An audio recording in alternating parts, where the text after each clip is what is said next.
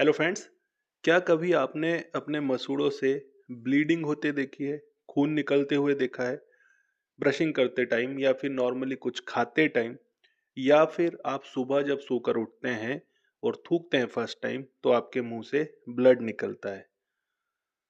तो हम इसको ही इस वीडियो में समझेंगे, ब्लीडिंग गम्स क्या होते हैं, क्या ये नॉर्मल है या फिर कोई साइन है कि आगे कुछ प्रॉब्लम होने वाली है। तो इसके कॉजेस समझेंगे, क्यों ये होता है, कुछ मिथ की भी बात करेंगे, उसको क्लियर करेंगे जो ब्लीडिंग गम्स को लेकर है। साथ साथ में कैसे इससे हम बच सकते हैं, कैसे ठीक कर सकते हैं, समझेंगे। वीडियो को लास्ट तक आपको जरूर देखना है। चैनल में अगर नए हैं या पहली बार विजिट करें तो सब्सक्राइब कर लें और बेल आइकन को क्लिक किया करें ताकि जो नोटिफिकेशन है वो आपको मिलती रहे, वीडियो मिस ना हो आपसे। चलिए शुरू करते हैं। मैं हूं डॉक्टर हरिशंकर सोनी और आप देख रहे हैं इजी डेंटिस्ट्री।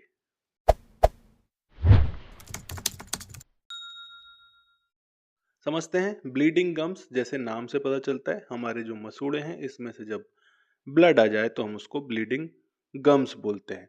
कॉजेस समझते हैं उसके पहले शॉर्ट इन्फॉर्मेशन। जनरली हम इसको समझते हैं कि एक नॉर्मल चीज है, कॉमनली निकल गया ब्लड, कोई बात नहीं। नहीं, अगर ब्लीडिंग हो रही है और रेगुलर हो रही है तो ये आगे चलकर हमारी ओरल हेल्थ के लिए ठीक नहीं है और कई बार ये इंडिकेट भी करता है हमारी ओवरऑल हेल्थ को लेकर कुछ मेडिकल इश्यूज होने के कारण भी गम ब्लीडिंग हो सकती है। चलिए कॉजेस समझ लेते हैं। तो सबसे पहला जो है वो है जिंजीवाइटिस की कंडीशन। मसूड़ों में अगर इन्फ्लामेशन हो जाए तो उसको हम जिंजीवाइटिस कहते हैं। इजी करके समझते हैं, मसूड़े अगर हमारे लाल दिख रहे हैं, कुछ सूजे हुए दिख रहे हैं, तो इनको हम बोलते हैं कि इन्फ्लेम्ड हो गए। और क्यों होते हैं? प्लाक बिल्डअप के कारण। एक गंदी सी लेयर जमती है हमारे दांतों के ऊपर जो हम साफ नहीं कर पाते अच्छे से, इसको हम प्लाक बोलते हैं।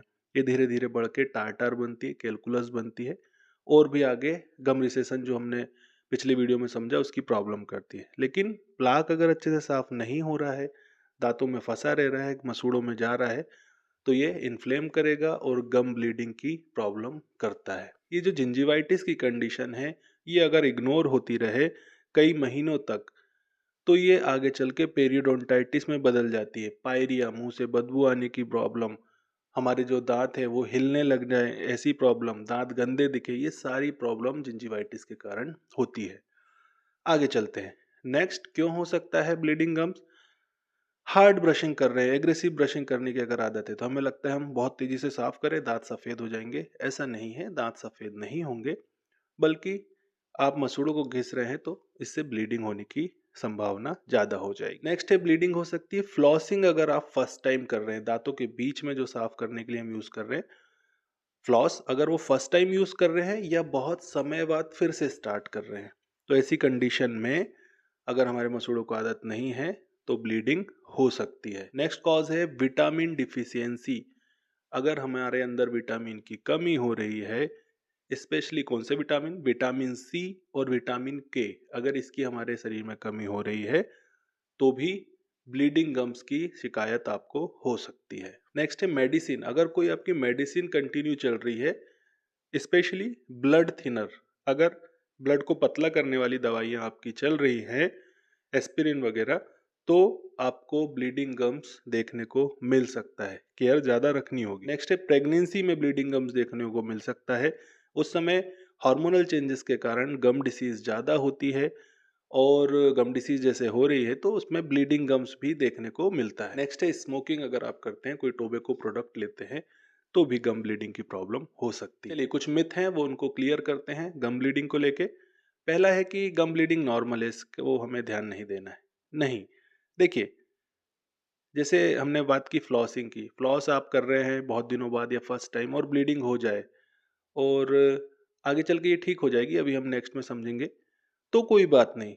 कभी हो जाए ठीक है, लेकिन ये रेगुलर हो रही है, सुबह उठ रहे हैं तो ब्लीडिंग दिख रही है, ब्रशिंग कर रहे हैं तो ब्लीडिंग दिख रही है, कुछ खा रहे हैं तो ब्लीडिंग हो जाती है, तो ये नॉर्मल नहीं है। नेक्स्ट मिथ है कि फ्लॉसिंग बंद कर देना चाहिए, अगर फ्लॉस से ब्लीडिंग हो रही है तो इसको बंद कर देंगे। नहीं, फ्लॉसिंग बंद आपको नहीं करनी है।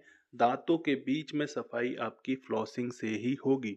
इसको अगर आप कंटिन्यू करते हैं, अच्छे से साफ फ्लॉस से क्लीन करिए, कुल्ला कर लीजिए, कुछ समय के बाद आप देखेंगे कि ब्लीडिंग गम्स की प्रॉब्लम कम हो गई है काफ़ी आपकी, अगर फ्लॉसिंग के कारण है सिर्फ तो। एक और मिथ है कि ब्लीडिंग गम्स हो रहे हैं तो वो और तेज़ी से ब्रश कर लो, जितना ब्लड है निकल जाएगा। ऐसा बोलते हैं पेशेंट कि ब्लीडिंग हो रही थी, हमने और तेज़ी से कर लिया, सारा ब्लड निकाल दिया। नहीं, आप तो और हर्ट कर रहे हैं गम्स को, ब्लीडिंग आपकी और बढ़ेगी, इरिटेशन बढ़ेगा गम्स में, प्रॉब्लम बढ़ेगी। तो ऐसा नहीं करना है आपको, हार्ड ब्रशिंग तो बिल्कुल नहीं करना है। चलिए कैसे इससे हम बच सकते हैं समझते हैं। नेक्स्ट वीडियो में हम इसकी होम रेमेडी, होम केयर की भी बात करेंगे, वीडियो फिर लंबा हो जाता है। तो अभी जैसे हमने कॉजेज़ समझे उसके अकॉर्डिंग जिंजिवाइटिस अगर है तो हमें क्लीनिंग अच्छे से करा लेनी है। विटामिन की अगर कमी हमें ऐसा लग रहा है तो हमें ग्रीन जो लीफी वेजिटेबल्स हैं, हरी पत्तेदार सब्जियाँ हैं वो हमें खानी है। विटामिन सी के लिए जो खट्टे फल होते हैं, फ्रूट्स होते हैं, संतरा वगैरह ये आप ले सकते हैं। कोई मेडिसिन चल रही है तो डॉक्टर को आप बताएँ कि इसके कारण हमें गम ब्लीडिंग तो नहीं हो रही है, बात करें। अगर कोई ब्लड थिनर चल रहा है तो सफाई की ज़रूरत है तो सफाई आपको उस कंडीशन में भी करानी होगी। एग्रेसिव ब्रशिंग बिल्कुल नहीं करनी है, बहुत रगड़ कर नहीं करना है। ब्रश सॉफ्ट लीजिए और टेक्निक भी सही रखिए, सॉफ्ट रखिए। स्मोकिंग करते हैं तो स्मोकिंग छोड़नी होगी, स्ट्रेस कम लीजिए, मेडिटेशन कर सकते हैं और प्रेगनेंसी अगर है तो डेंटल चेकअप हमें ज़रूर करा लेना चाहिए प्रेगनेंसी के समय। चलिए इस वीडियो में इतना ही, होपफुली वीडियो हेल्पफुल रहा होगा आपके लिए। वीडियो अच्छा लगा तो इसे एक लाइक कर दिया करिए और शेयर कर दीजिए अपने फ्रेंड्स के साथ, फैमिली के साथ शेयर कर दीजिए। कुछ पूछना चाहते हैं तो कमेंट सेक्शन में लिख सकते हैं। कुछ टॉपिक पे वीडियो देखना चाहते हैं तो भी कमेंट सेक्शन में लिख सकते हैं। चलिए, जल्दी मिलेंगे नेक्स्ट वीडियो में एक और नए टॉपिक के साथ। Thanks for watching.